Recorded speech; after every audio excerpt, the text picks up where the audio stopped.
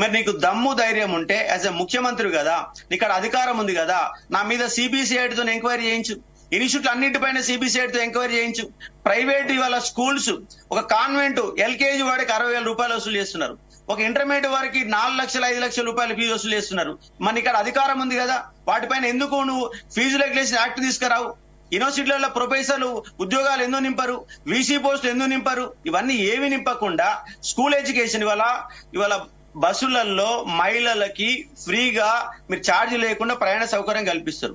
ఒక్క మహిళ కూడా మాకు ఫ్రీ ఇవ్వండి అని అడిగిన వాళ్ళు ఒక్కరనే ఉన్నారంటే ఒక్కరు కూడా లేరు. నేను మహిళలకు అయ్యే నెలవారీగా 300 కోట్ల రూపాయలు ఖర్చు పెడుతుంది. సంవత్సరానికి 12 ముళ్ళ 36 3,600 కోట్లు. ఆ 3,600 కోట్లు ఖర్చు పెట్టి ప్రాథమిక పాఠశాలను బాగు చేయి. ప్రతి గవర్నమెంట్ స్కూల్ కు 1 కోటి రూపాయలు ఇస్తే ఆ స్కూల్ బాగుపడతాయి. ఒక రోజు కేరళలో ఈ యొక్క ప్రభుత్వ పాఠశాల చదివే వారి సంఖ్య 17% పడిపోయింది.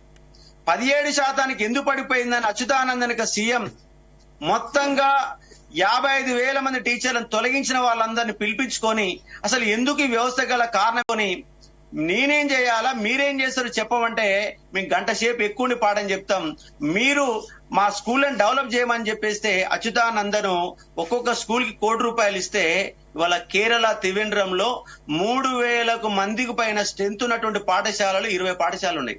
ఇవాళ కేరళలో 93% మంది ప్రభుత్వ పాఠశాల చదువుకుంటారండి. ఒక ముఖ్యమంత్రి అనే వ్యక్తికి చిత్తశుద్ధి ఉంటే, ఒక పరిపాలకుడు చిత్తశుద్ధి ఉంటే ఏదైనా సాధ్యమవుతుంది.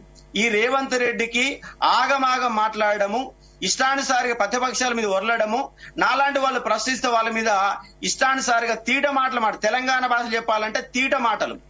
ఈ రేవంత్ రెడ్డికి వచ్చిన మాటలు ఏంటంటే తీట మాటలు లేదంటారా? నిరుద్యోగులపై చిత్తశుద్ధి లేదండి ఆయనకి ఏమైనా రియల్ ఎస్టేట్ పైన చిత్తశుద్ధి. ఇలా ring road, outer ring road ఇంకోటి నిర్మించాలా, దాని ద్వారా 100 కోట్లు ఎట్ట సంపాదించాలా, కాంట్రాక్ట్లకి వెళ్ళి ఎట్ట డబ్బులు తీసుకోవాలా, దానిపైన చిత్తశుద్ధి ఉంది. వాళ్ళ రైతులకు 30,000 కోట్లు పెట్టి రైతు రుణమాఫీ చేస్తామన్నావు, అది నీకు చిత్తశుద్ధి ఉంది. మరి 30,000 కోట్లు పెట్టి రైతులకు న్యాయం చేస్తున్నప్పుడు 3,000 కోట్లు పెట్టి నిరుద్యోగులు ఎందుకు పట్టించుకో? ఇలా రైతులు 30 లక్షల మంది ఉంటే నిరుద్యోగులు కూడా ప్రతి కుటుంబంకి వెళ్ళి 30 లక్షల మంది. మరి వాళ్ళ కోసం 3,000 కోట్లు ఎందుకు కేటాయించావు? 400 పోస్టులు ఎందుకు పెంచలేవు? 400 పోస్టులు పెంచలేని నువ్వు 2 లక్షల ఉద్యోగాలు ఇస్తామంటే ఏ విధంగా నమ్మాలా? నువ్వు December 9లో 2 లక్షల ఉద్యోగాలు ఇస్తామని చెప్పినావు. ఇలా విద్యార్థులకు పథకం పెట్టి 10th క్లాస్ చదువుకున్నాడు 10,000 ఇస్తా, ఇంటర్మీడియట్ చదువుకున్నాడికి 20,000 ఇస్తా, డిగ్రీ కంప్లీట్ చేసిన వాడికి 25,000 రూపాయలు ఇస్తాను లెక్కలు చెప్పినావు. ఏడిపోయిన దొంగ లెక్కలు.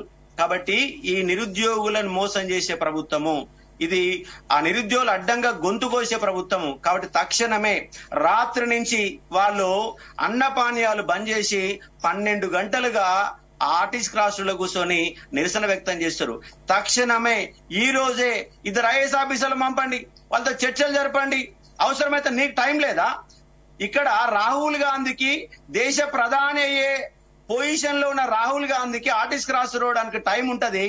నువ్వేళ ఈ అబ్దుల్లా పార్లమెంట్ లో కాంగ్రెస్ నాయకులతో మీటింగ్ పెట్టుకున్నావు. అదే మీటింగ్ ఏదో ఆర్టీసీ క్రాస్ లో పెట్టరాదు, నిరుద్యోగులతో పెట్టరాదు, వాళ్ళ సమస్య ఏందో తెలుసుకోరాదు? ఆ సోయి లేదు. ఎందుకంటే ఈయన పరిపాలన దక్షుడు కాదు, ఈయన చదువుకున్న ముఖ్యమంత్రి కాదు. నిరక్షరాసులైన వాళ్ళు కొంత ఆలోచన చేస్తారు. ఈయన మిడిమిడి జ్ఞానంతో ముఖ్యమంత్రి అయ్యిండు. నేను ఒకటే డిమాండ్ చేస్తా ఉన్నా, ఫస్ట్ రేవంత్ రెడ్డి రాజీనామా చేయాలి. ఎందుకంటే ఈయనకు అడ్మినిస్ట్రేషన్ రాదు, ఈయన పరిపాలన దక్షుడు కాదు, not eligible for the CM post. నీకంటే సీనియర్లు చాలా మంది ఉన్నారు. ఆ సీనియర్లు ముఖ్యమంత్రి పదవి ఇవ్వండి. నువ్వు పక్కన తప్పుకో. నువ్వు ఒక్కడే మునగాడు ఉన్నావా? రాష్ట్రంలో ఎవడు మునగాడు లేడా? నువ్వు రాజకీయ ప్రేలాపాలు చేసి డబ్బుల సంచులు పంపి ముఖ్యమంత్రి అయినటువంటి వ్యక్తి నువ్వు ఇవాళ బజార్లో కొనుగోలు చేసిన ఎమ్మెల్యేలకు 100 కోట్ల రూపాయలు ఇచ్చి కొనుగోలు చేస్తున్నావు. దాని మీద సోయి నిరుద్యోగులం ఎందుకు సోయి ఉండదు? ప్రభుత్వ విద్యావ్యవస్థ ఎందుకు సోయి ఉండదు? ఇవాళ నువ్వు ఒక్కసారిగా 18,000 మందిని ప్రమోషన్లు ఇచ్చినావు. మరి ప్రమోషన్ ఇచ్చే ముందు ఆ స్కూళ్లలో వెల్త్ ఏర్పడుతుంది, అక్కడ ఒక వేరే టీచర్లను పెట్టాలన్న సోయి ఉండాలి కదా. మరి వాళ్ళకి ప్రత్యేకంగా ఒక కార్యాచరణ ప్రకటించుకోవాలి కదా. ఈయన మార్చిలో ఇచ్చినటువంటి ఎంపీ ఎన్నికల కంటే ముందు గురుకుల వాళ్ళకి ఆల్రెడీ అపాయింట్మెంట్లు ఇచ్చారు. అపాయింట్మెంట్లు ఇచ్చేంతవరకు జాయిన్ చేసుకోలే. 4 నెలలుగా జాయిన్ చేసుకునే సోయి లేదు. కానీ ఇప్పుడు ఈయన ఎమ్మటే డిఎస్సి పెడతాడట, ఇప్పుడే ఎగ్జామ్ పెడతాడట, ఇప్పుడే రిజల్ట్ ఇస్తాడట. ఇది ఎక్కడ న్యాయం చెప్పండి? నీ గ్రూప్ 2 మీద అవగాహన లేదు, గ్రూప్ 3 మీద అవగాహన లేదు, రాష్ట్రం నిరుద్యోగులు ఎంతమంది తెలియదు, వాళ్ళ డిమాండ్స్ ఏందో తెలియదు, వాళ్ళ దేనికోసం కష్టపడుతుందో తెలియదు, టెక్నికల్ స్కిల్ ఏందో అవగాహన లేదు. వాళ్ళ ప్రైవేట్ రంగంలో 75% నువ్వు రిజర్వేషన్ ఇస్తామని చెప్పినావు. ఇచ్చే దమ్ము ధైర్యం నీకుందా? నిరుద్యోగులు 30 లక్షల మందురు, వాళ్ళు గనక నిన్ను గనక ఎంటబడితే నీ సీఎం పోస్ట్ పోవడం ఖాయం.